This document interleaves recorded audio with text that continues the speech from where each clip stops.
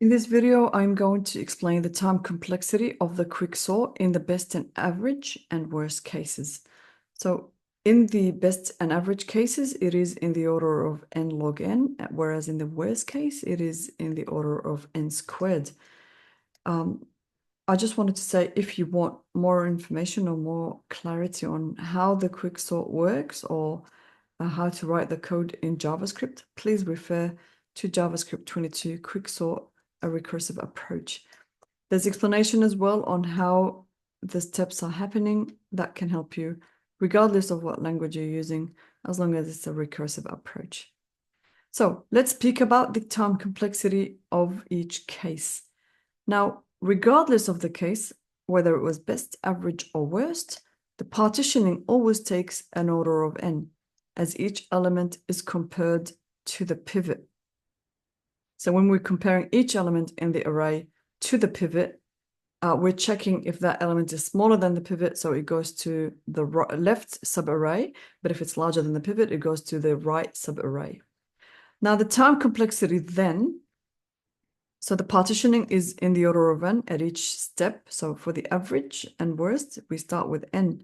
And for the worst case, also it starts with n. But then the time complexity depends on how the array is split at each step, leading to best, average, or worst cases. So let's have a look at the best case. Now, in the best case, each partition splits the array into equal halves. Probably not 100% equal, but close to it. The time complexity is n log n because the partition takes an order of n, and that's checking each element against the pivot, and then recursively divides in log n levels. The recursion ends when each subarray has only one element and no further partitioning is necessary. So let's have a look at this visual. Now that's an array. The elements of the array is represented by an empty square, whereas the pivot is represented by a filled green square. Now I didn't want to put the numbers or anything of that sort because I just wanted to show how the partitioning of the list of the subarrays is really happening. So we can see in this step it's halved into two equal parts, and in this level also it's halved into two equal parts until we end up with only one element. Then no further partitioning is necessary. So that's in the best case. Now let's have a look at the average case. Now in the average case, the split sizes vary but remain relatively balanced.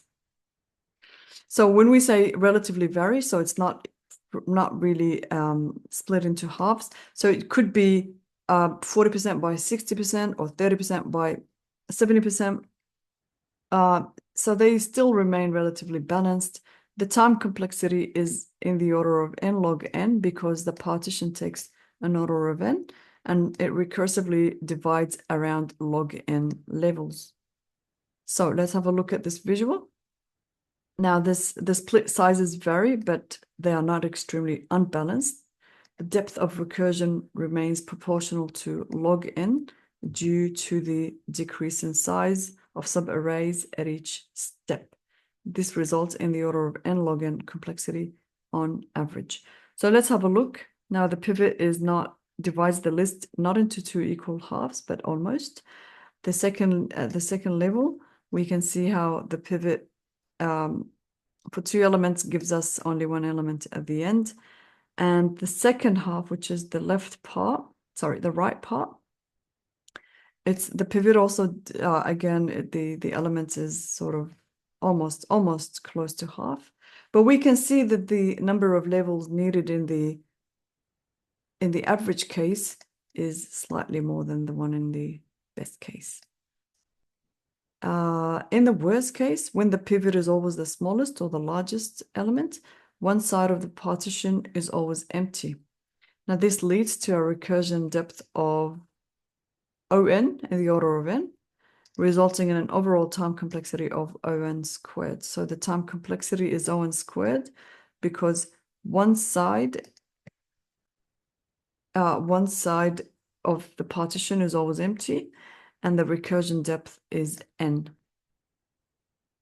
So the partition is still happening at each step anyway, so that's an order of n. and n times n gives us n squared.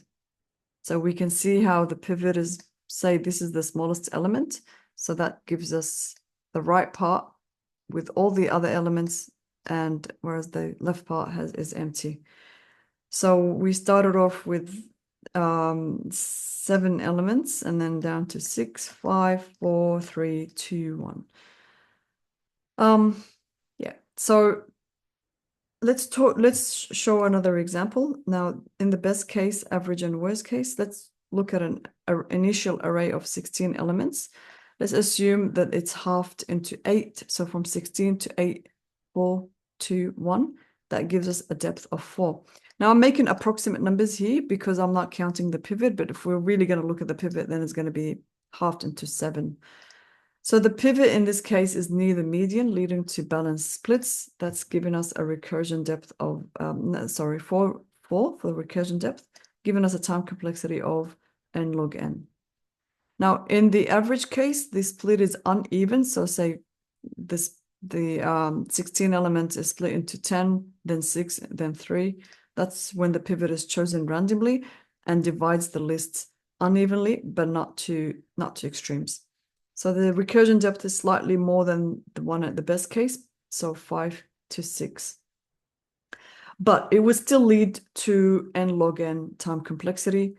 In the worst case, the 16-element array is decremented by 1 at each level. So that's going down 15, 14, 13, 12, and so on all the way until we have only 1 element.